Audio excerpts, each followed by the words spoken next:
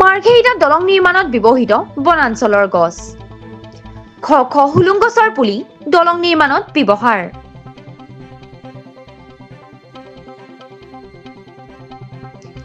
যি সময়ত চৰকাৰে বৃক্ষৰোপণ তথা বনাঞ্চল সুৰক্ষাৰ নামত কোটি কোটি টকা ব্যয় কৰিছে তেনে সময়তে মাৰ্ঘেৰিটাত দেখিবলৈ পোৱা গৈছে এক বিপৰীত ছবি লোহা পাইপৰ পৰিৱৰ্তে দলং নিৰ্মাণত ব্যৱহাৰ কৰা হৈছে বনাঞ্চলৰ গছ সৰু বৰ বহু সংখ্যক হুলুং গছ এই ঘটনা সংঘটিত হৈছে মাৰ্ঘেৰিটাৰ সমজিলাৰ অন্তৰ্গত বিছা গাঁৱত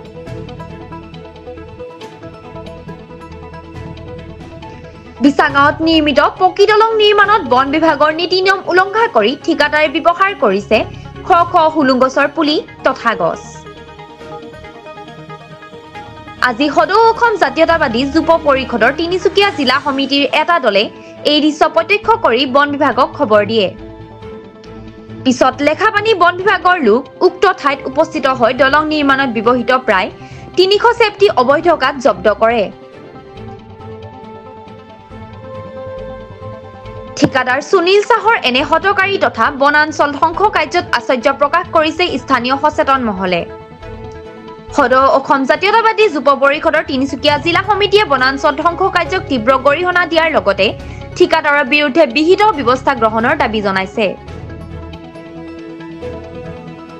news desk report any time 24/7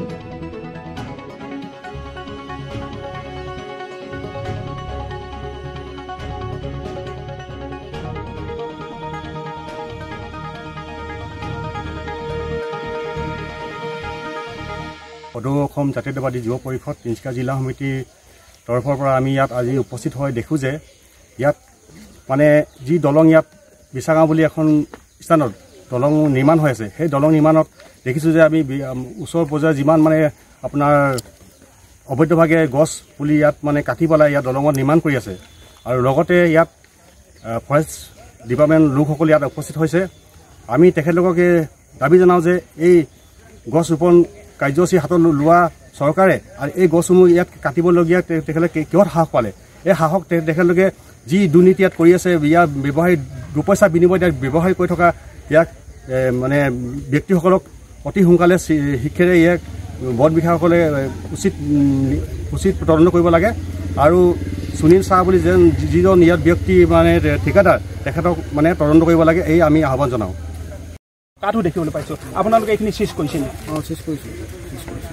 চিজ কৰি আমি আমাৰ নিজৰ মানে লেখাপানী ৰেঞ্জ কাষ্টডিলৈ লৈ যাম এতিয়া আমি তাকে প্ৰচেছ কৰি আছোঁ এতিয়া কামখিনি